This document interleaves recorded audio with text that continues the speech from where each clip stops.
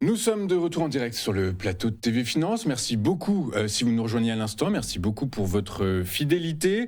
Nous sommes donc de retour sur le plateau pour votre émission consacrée à l'actualité des marchés financiers et pour continuer à essayer de vous éclairer au possible et donc en fonction d'adapter vos stratégies d'investissement au trading le plus habilement possible. On va parler CAC 40 avec Antoine Quesada maintenant. Bonjour Antoine. Bonjour Louis-Antoine.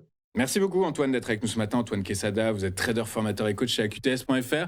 Antoine, le CAC 40 patine, le CAC 40 piétine, coincé entre tensions géopolitiques, discours plus que dissonants je dirais des présidents de la Banque Centrale Européenne, la bulle sur l'IA qui fait de nouveau parler d'elle, la Fed qui a baissé pour la troisième fois consécutive son taux directeur et qui assouplit un peu son discours à l'égard de l'exercice 2026 et de la trajectoire monétaire 2026. Bref, on a l'impression que, et puis je ne parle pas du climat politique français, ça évidemment, on le met de côté. Résultat, les investisseurs sont totalement dans le flou.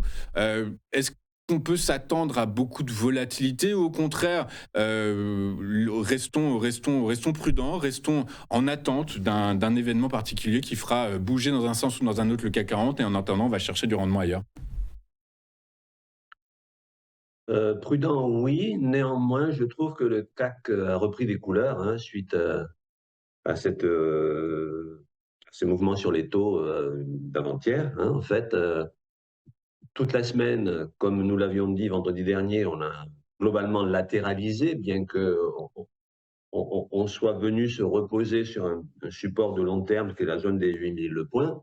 Alors très rapidement ici, le CAC en hebdomadaire, rien de particulier, si ce n'est qu'effectivement on est toujours haussier de long terme et rien n'a changé là-dessus. On va passer directement au journalier qui sera beaucoup plus parlant dans le contexte actuel. Voilà le graphique habituel, mais avec je dirais une petite lueur d'optimisme ou en tout cas de confiance par rapport à la semaine dernière où il était très probable qu'on latéralise. Effectivement, le marché attendait cette information, mais hier, le marché a bien réagi en appui sur les 8004 points, qui est une zone médiane qui a fait l'objet c'est un support déjà de long terme, comme je viens de le dire. Et là, qu'est-ce que l'on peut dire? On a ouvert en légère hausse, mais cette hausse, elle s'accentue. Graphiquement ici, si vous regardez les trois dernières bougies, dont celle d'hier, on a globalement ce qu'on appelle une étoile du matin, bien que ce ne soit pas une figure de retournement majeur ici, puisqu'on est dans un mouvement latéral, mais néanmoins, la poursuite de ce matin, et j'ai confiance sur le fait qu'elle va se poursuivre et qu'elle va très certainement aller chercher une zone majeure, selon moi, qui, si elle est dépassée en clôture, on verra ça aujourd'hui ou éventuellement lundi, et cette zone majeure, c'est le dépassement des 61,8% de Fibonacci. Vous vous rappelez, je crois que j'en ai parlé la semaine dernière, puisque le CAC, vendredi dernier, est allé taper cette zone des 61,8% de retracement par rapport à toute la jambe de baisse qu'on avait eue depuis les plus hauts historiques, rappelez-vous, depuis la zone des 8314, on était descendu, c'était à la mi-novembre, on était descendu jusqu'à 7875 points, on avait rebondi dessus. Eh bien, on a fait 61,8% de ce mouvement de baisse, et 61,8%, c'est une zone de résistance. Et là, j'ai pas le sentiment, mais en tout cas, c'est ce que le marché semble vouloir dire, que l'on va aller rechercher cette zone-là, qui est donc une résistance, et qui, si elle est franchie en clôture, permettrait de libérer un certain potentiel. Le potentiel, c'est d'aller chercher les 100% de Fibonacci. Alors, 100% de Fibonacci ici, ça n'est rien d'autre que le plus haut historique qui a été fait début novembre. Et le plus haut historique à 8314 points. Donc, potentiellement, c'est ce qui pourrait se faire dans les jours qui viennent. On n'en est pas encore là, puisque cette hausse, elle se fait tout de même de façon mesurée, mais relativement saine et sereine, je dirais. Donc, en clair, je pense que, vous voyez, on est à 8123 points exactement, là, à l'instant T, donc en hausse de 0,47% par rapport, en plus de toute la hausse légère, certes, d'hier. Donc, je pense que l'on s'achemine gentiment vers comme je viens de le dire, vers les 61,8% de Fibonacci. Nos auditeurs peuvent le voir ici sur la droite de l'écran, c'est la zone des 8146 points. Eh bien, Si on venait à franchir, puisque le CAC a fait un plus haut à 8140, à 8160, enfin un plus haut, le dernier plus haut récent, je dirais, 8160 points. Comme je viens de le dire, si on clôture dessus, on va valider une figure de retournement haussière, bon, qui n'est pas, pour les puristes, elle n'est pas magnifique ici, puisque ça va former une espèce de tasse à séquence, mais sur un mouvement qui était latéral. Alors, une tasse à séquence, c'est un double creux, tout simplement, hein, un grand creux, comme la tasse, et un petit creux qui est l'anse, entre guillemets. Bon, je sais que ça va faire sourire, mais c'est une appellation assez concrète.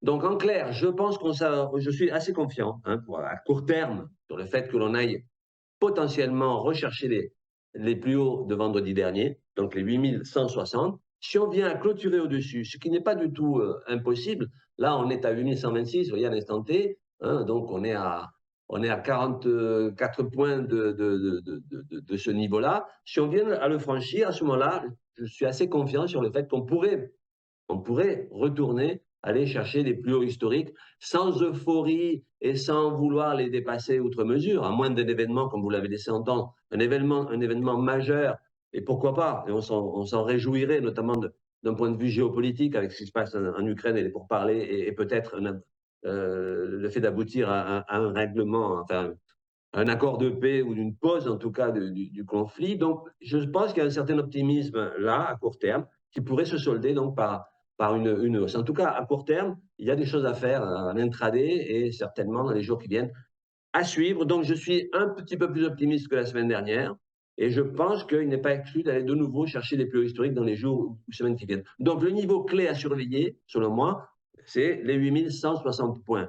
Donc, à surveiller aujourd'hui, voire lundi, mais en tout cas, une clôture au-dessus serait de très bon augure. Et là, les probabilités seraient en notre faveur d'imaginer un petit mouvement de hausse supérieur qui nous permettrait d'envisager d'aller chercher les 100% de retracement de Fibo. Et comme je l'ai dit, ça reviendrait à aller chercher, pourquoi pas, les plus hauts historiques, sans euphorie, mais en tout cas, venir se coller à nouveau au plafond de ce CAC 40 qui effectivement latéralise depuis des semaines, mais qui latéralise sur la partie haute de ses cours. Hein. Ouais, exactement. Donc, Voilà. le À discours défaut, bon, puisque ce scénario ne se réalisera pas forcément, à défaut, on risquerait de revenir sur un support qui a déjà fait ses preuves, comme je vous l'ai dit, qui a été le plus bas de ces derniers jours, qui est la zone des 8004 points, donc 8000. Et donc, on pourrait, dans le pire des cas, entre guillemets, naviguer entre les 8000 points et les 8150, qui sont cette zone latérale sur laquelle on navigue déjà depuis plusieurs semaines. Oui, c'est clair, hein, c'est clair, effectivement. Il y a pas photo quand on dézoome, effectivement, le CAC 40 qui danse de façon latérale depuis le début de l'année. Juste, Antoine, si on arrive en fin d'année, on va commencer à tirer les bilans un petit peu des performances des principaux indices, et notamment européens. On va s'intéresser au CAC 40 et à son benchmark, les autres indices européens. Antoine, le CAC 40 va finir dans le vert, plus 9%, plus 10% sur l'exercice. C'est bien, la moyenne depuis 1991, c'est une croissance annuelle de 7,7%, donc on est au-dessus. Ceci étant, et je regarde les performances, Antoine, de ce qui s'est passé sur le DAX, plus 22% depuis le début de l'année. En Italie, en Italie plus 31%. En Espagne, plus 46%. Antoine, on n'a pas perdu notre temps sur le CAC 40? Oui, j'ai envie de vous dire oui. Parce que, à l'exception de l'intraday sur lequel, comme je vous l'ai dit à plusieurs reprises, et moi je suis plutôt trader de très court terme, donc je fais de l'intraday, voire même du scalping. Donc là, quand j'ai des signaux de ma propre méthode, puisque c'est la seule chose qui m'intéresse, en tout cas d'un point de vue graphique, la probabilité de succès, elle a été très forte cette année. Mais c'est vrai que si pour reprendre votre propos, on a tellement latéralisé, ça fait tellement de mois qu'on fait du yo-yo, que pour les investisseurs, effectivement, les opportunités de rentrer dans le marché n'ont pas été très, très belles. Et il y avait mieux à faire, vous l'avez bien signalé, sur d'autres indices. Hein. Mais bon, cette rubrique s'appelle Chrono CAC, c'est pour ça que je ne vous parle que du CAC.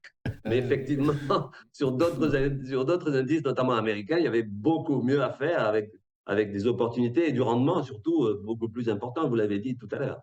Ouais, c'est ça, et même pas forcément américain. Je vous dis, en Europe, même la Belgique C'est vrai, c'est fait mieux que la France. Donc c'est pour vous dire, bon, pour une fois qu'ils nous battent, de toute façon, voilà, c'est particulièrement intéressant pour le noter. Mais effectivement, Antoine, vous avez raison. Cette rubrique, c'est chrono-CAC, c'est pas chrono indice européen. Mais donc en tout cas, toujours est-il par faire des choses. Le CAC 40 devrait finir l'année dans le vert, devrait peut-être. Alors ça va se jouer à peu de choses, hein. La semaine dans le vert, on n'en sait rien. En tout cas, voilà, le CAC qui retrouve des couleurs sur fond d'actualité monétaire. Je rappelle que la semaine prochaine, il y a encore quelques banques centrales qui vont dévoiler leur stratégie, de politique monétaire, et notamment la Banque du Japon. Encore cette nuit, un responsable de la banque nippone, un commentateur, un analyste, nous expliquait qu'il y avait une probabilité très importante que la Banque centrale nippone hausse son taux directeur. Donc ça va, même si c'est probablement déjà intégré dans les cours de l'euro-dollar, déjà dans les cours de certaines actions très exposées au dollar, en tout cas, toujours est-il que ça va swinguer un petit peu quand même. Eh bien, tant mieux, on adore ça. Le swing, c'est super sur les marchés. Ça donne de la volatilité, ça permet de chercher des opportunités. Si un marché ne bouge pas, ben, aucun intérêt de s'y intéresser, en fait, hein. Donc, Eh ben, très bien, vous avez entièrement raison, Antoine. Merci beaucoup d'avoir été avec nous ce matin, Antoine Quesada, je vous en prie. trader formateur, je sais pas ce que j'ai ce matin, trader formateur chez AQTS.fr, avec nous tous les vendredis pour nous expliquer justement comment eh bien, il s'agit de travailler le CAC 40 et uniquement le CAC 40. Je voulais vous féliciter pour vos métaphores, hein, parce que ce matin, vous avez été très créatif et moi, je suis très friand de métaphores. J'ai su apprécier les vôtres. Bah écoutez, j'espère qu'au moins, si elle plaise au moins à quelqu'un, merci beaucoup. Merci beaucoup Antoine. Je vous souhaite une excellente journée, je vous donne rendez-vous la semaine prochaine. Nous, on va marquer une courte page de publicité et écoutez, une fois n'est pas coutume, mais en tout cas, j'aurai le plaisir de retrouver sur le plateau de TV Finance David Furcage pour sa rubrique Across the Market qui va dézoomer l'exercice 2025, beaucoup principalement sur les actifs et les indices américains, pardon, et il nous expliquera, il nous expliquera que l'argent a explosé tous les plafonds qui étaient mis sur sa route au cours de 2025, et puis peut-être qu'il nous dévoilera sa stratégie, la sienne, pour 2026, eu égard à cet actif qui devient plus que stratégique et potentiellement avoir un portefeuille si on veut aller chercher du rendement. À tout de suite sur TV.